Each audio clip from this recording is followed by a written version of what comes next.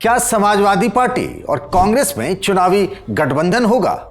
अखिलेश यादव और राहुल गांधी दोनों ही साथ मिलकर यूपी चुनाव लड़ने की बात कह तो रहे हैं।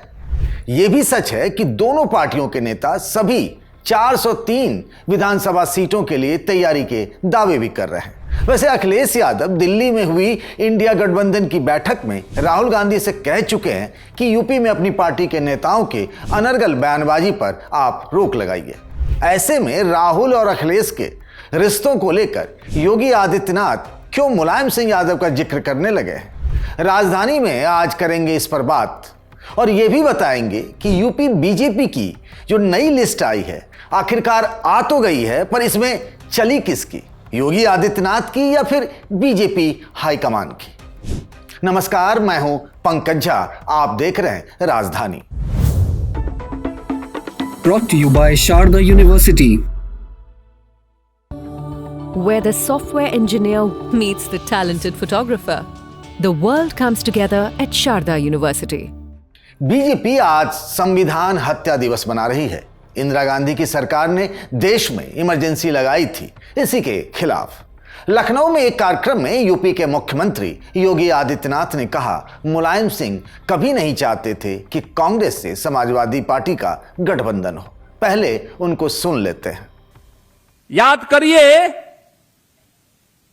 जब भी समाजवादी पार्टी कांग्रेस के साथ गठबंधन करने का प्रयास करती थी, स्वर्गीय मुलायम सिंह जी उसका विरोध करते थे। कहते थे कि सब कुछ हो जाएगा लेकिन कांग्रेस के साथ गठबंधन नहीं होना चाहिए। लेकिन उनके उत्तराधिकारी क्या कर रहे हैं? उनका आचरण देखो ना, वे कुछ भी हो जाए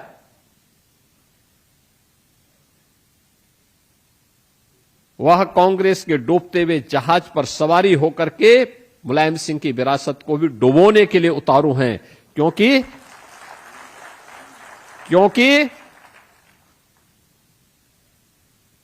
कांग्रेस ने लोकतंत्र को कुचला था, इनका भी लोकतंत्र पे कोई निष्ठा नहीं है। समाजवादी पार्टी का गठबंधन किस पार्टी से हो, यह फैसला और अधिकार तो अखिलेश यादव का है। वो जिससे चाहें जैसा रिश्ता रखें, ये उनकी मर्जी, ये तो उनका मामला है। बीजेपी का उससे क्या लेना देना? पर योगी आदित्यनाथ तो बिन मांगे ही अखिलेश यादव को सलाह दे रहे हैं। ये यहां पर एक महीन राजनीति कर रहे हैं। वो कह रहे हैं कि कांग्रेस से मत सटना। क्या वे नहीं चाहते कि कांग्रेस और समाजवादी पार्टी का गठबंधन हो? कहीं ऐसा तो नहीं कि ये दोस्ती यूपी चुनाव में बीजेपी के लिए बड़ी चुनौती बन रही है? वैसे तो दोनों मिलकर 7 विधानसभा चुनाव लड़ चुके हैं, पर तब बीजेपी 300 पार हो गई थी। यूपी में विधानसभा की 403 सीटें हैं। ये बात साल 2017 की है, जब मुलायम सिंह यादव के घर में घमासान मचा था। राहुल गांधी और अखिलेश यादव यूपी के 2 लड़के, इन नारों के साथ गठबंधन चुनावी मैदान में उतरा था। पर बीजेपी की आंधी में सब हवा हो गया। पर बीते लोकसभा चुनाव में इसी जोड़ी ने कमाल कर दिया। समाजवादी पार्टी ने 37 और कांग्रेस ने 6 सीटें जीत ली। मतलब लोकसभा की 80 में से 43 तो इसी गठबंधन को मिल गया। बीजेपी 62 से घटकर 33 पर पहुंच गई। मतलब नुकसान रहा कुल 29 सीटों का। वैसे तो मुलायम सिंह यादव के जीवित रहते ही अखिलेश यादव ने 2017 में ही कांग्रेस से गठबंधन कर लिया था, पर यह फैसला अखिलेश का था, क्योंकि तब तक मुलायम सिंह यादव समाजवादी पार्टी की राजनीति में मार्गदर्शक की भूमिका में आ चुके थे। मुलायम सिंह यादव व्यक्तिगत और राजनीतिक संबंधों में घालमेल नहीं किया करते थे। उनके बीजेपी से भी अच्छे रिश्ते रहे। गैर कांग्रेस की राजनीति करने वाले मुलायम सिंह यादव ने कांग्रेस के समर्थन से सरकार भी चलाई। पहली बार जब वे दिसंबर 1989 में मुख्यमंत्री बने यूपी के जनता दल वाली सरकार के, तब केंद्र में वीपी सिंह की सरकार थी। यूपी में उनकी सरकार को बीजेपी का भी समर्थन था। इसी दौरान लालकृष्ण आडवाणी रथ यात्रा पर चल पड़े, सोमनाथ से लेकर अयोध्या तक। लेकिन लालू यादव की सरकार ने बिहार में उन्हें गिरफ्तार कर लिया। अटल बिहारी वाजपेयी ने वीपी सिंह की सरकार से समर्थन वापस ले लिया। जनता दल 2 फाड़ हो गई। फिर कांग्रेस की मदद से चंद्रशेखर प्रधानमंत्री बने, पर यूपी में मुलायम सिंह यादव की सरकार बनी रही, क्योंकि यहां कांग्रेस ने उन्हें समर्थन दे दिया। अयोध्या में साल 1992 में मस्जिद गिरा दी गई।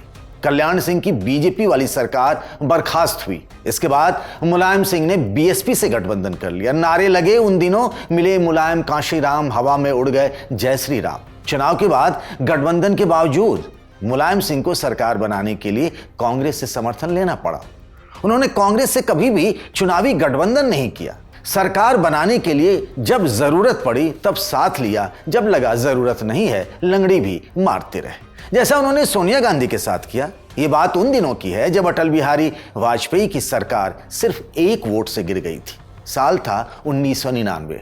तब सोनिया गांधी राष्ट्रपति से मिलने के बाद जब प्रेसिडेंट हाउस से बाहर निकली, तब उन्होंने मीडिया के सामने कहा था 272 सांसदों का जादुई समर्थन मेरे पास है।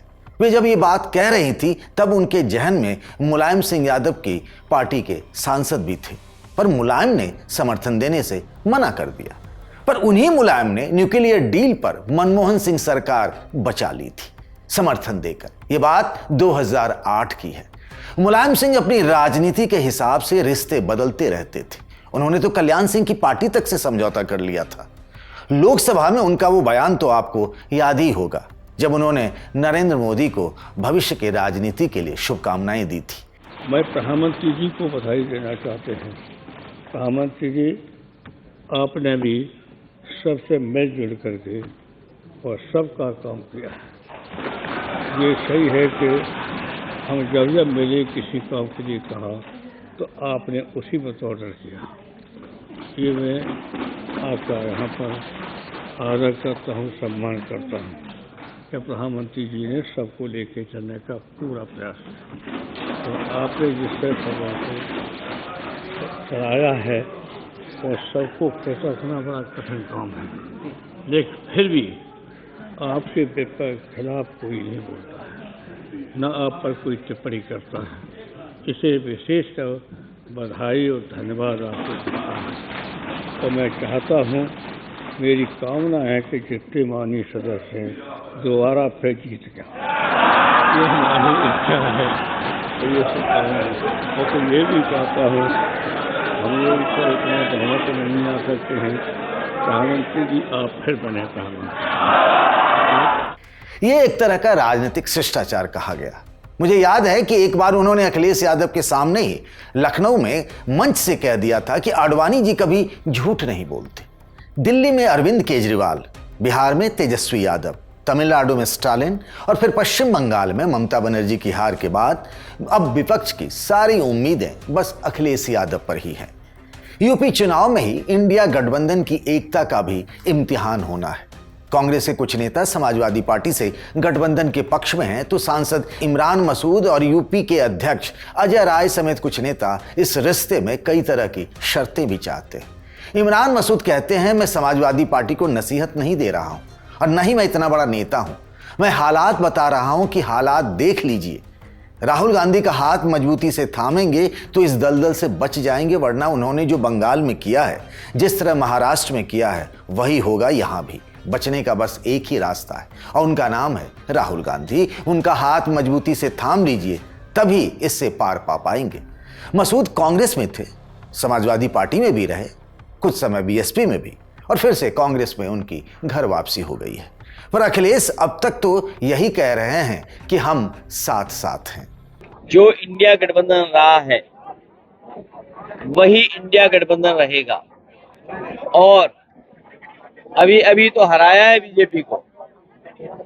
आप खुद सोचना और आंख बंद करके अपने घर पे बैठना, सोचना ये कैसे लोग निकल पड़े हैं।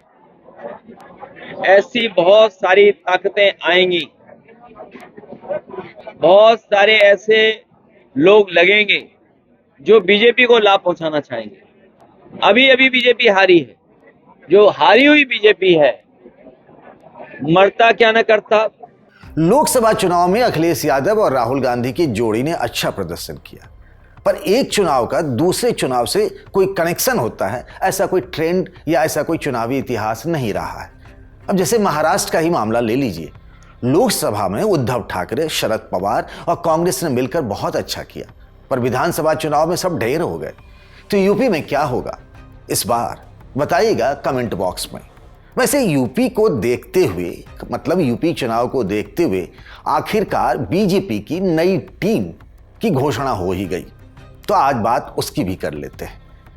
और इसी से जुड़ा हुआ एक सवाल यह भी कि आखिर यूपी बीजेपी में चल किसकी रही है? बाबा मतलब योगी आदित्यनाथ की, दिल्ली वालों की, या फिर किसी और नेता की? अभी चर्चा इसी बात की होने लगी है, जितने मुंह उतनी ही बातें। बीजेपी के नई टीम के बाद बस यही गुना गणित चल रहा है कि किस नेता ने अपने लोगों को टीम में सबसे अधिक सेट कर दिया।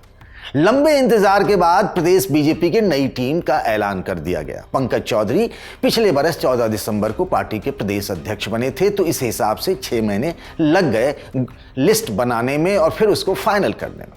आकार में पहले से बड़ी प्रदेश कार्यकारिणी में बड़ी संख्या में नए चेहरों को जगह दी गई और पुरानों को किनारे लगा दिया गया।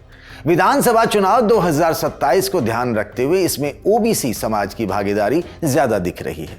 वहीं दलित बिरादरी को भी जगह देने के साथ ही सवर्णों में ठाकुर और ब्राह्मण दोनों को बराबर हिस्सेदारी दी गई है। जाति और क्षेत्रीय समीकरण नई प्रदेश कार्यकारिणी का आकार पहले से बड़ा है। पहले प्रदेश महामंत्री, उपाध्यक्ष और मंत्रियों की कुल संख्या 41 थी, अब यह संख्या 46 हो गई है। इसके अलावा 6 क्षेत्रीय अध्यक्ष, 6 मोर्चा अध्यक्ष, 3 कार्यालय मंत्री और सह मंत्री मिलाकर कुल 61 पदाधिकारियों का ऐलान किया गया है। इनमें 26 जनरल कैटेगरी की और 27 ओबीसी, 7 एससी और 1 एसटी समाज से है। इससे साफ है कि सबसे बड़े ओबीसी वर्ग को टीम में ज्यादा तवज्जो दी गई है। क्षेत्रीय आधार पर देखा जाए तो अब भी पूर्वांचल और अवध क्षेत्र का प्रतिनिधित्व ज्यादा है। इस क्षेत्र से कुल 38 पदाधिकारी हैं, वहीं पश्चिमी यूपी और ब्रज क्षेत्र से 23 पदाधिकारी बनाए गए हैं। प्रदेश कार्यकारिणी के साथ ही मोर्चा अध्यक्षों, क्षेत्रीय अध्यक्षों का भी ऐलान किया गया है। सभी क्षेत्रीय अध्यक्ष बदल दिए गए हैं। इनमें क्षेत्र की आबादी के हिसाब से जातीय संतुलन बनाने की कोशिश की गई है। 3 ओबीसी, 2 सवर्ण और 1 एससी को क्षेत्रीय अध्यक्ष बनाया गया है। महामंत्रियों में कई साल से जमे हुए विजय बहादुर पाठक, गोविंद नारायण शुक्ल, अनूप गुप्ता और अमरपाल मौर्य जैसे पदाधिकारी बाहर हो गए। वहीं उपाध्यक्ष रहे संतोष सिंह, पंकज सिंह, कांता करदम, त्र्यंबक त्रिपाठी, पद्मसेन चौधरी, मानवेंद्र सिंह, दिनेश चंद्र शर्मा, कमलावती सिंह, सलिल बिश्नोई, सुरेंद्र नागर, नीलम सोनकर को भी नई टीम में जगह नहीं मिली है। रक्षा मंत्री राजनाथ सिंह के बेटे पंकज सिंह की जगह उनके ही भाई नीरज सिंह को उपाध्यक्ष बना दिया गया है। बीते 24 सालों से वे पार्टी के साधारण कार्यकर्ता की तरह काम करते रहे। केंद्रीय गृह मंत्री अमित शाह के सहयोगी और चुनाव में उनके साथ आमतौर पर परछाई की तरह रहने वाले अंकुश शर्मा को मंत्री बनाया गया है। वे विद्यार्थी परिषद से जुड़े रहे और बुलंदशहर के रहने वाले हैं। टीवी पत्रकार और नेटवर्क 18 के पॉलिटिकल एडिटर यतेंद्र शर्मा भी प्रदेश कमेटी में मंत्री बनाए गए। एक चौंकाने वाला नाम पार्टी की तरफ से जो जारी किया गया लिस्ट, उसमें दिनेश प्रताप सिंह का भी है, जिनको मुख्य प्रवक्ता यानी चीफ स्पोक्स पर्सन बनाया गया है। जब से यूपी में बीजेपी की सरकार बनी है तब से यह पद खाली था। इससे पहले विजय बहादुर पाठक ये जिम्मेदारी देखते थे। तो क्या ये जो नई टीम बनी है ये पार लगा देगी बीजेपी की और हैट्रिक हो जाएगी, या मामला फंस सकता है? बताइएगा कमेंट बॉक्स में। आज के लिए बस इतना ही। इस वीडियो को बनाया हमारे साथी नीतीश ने। बाकी खबरों के लिए बने रहिए द लल्लन टॉप के साथ।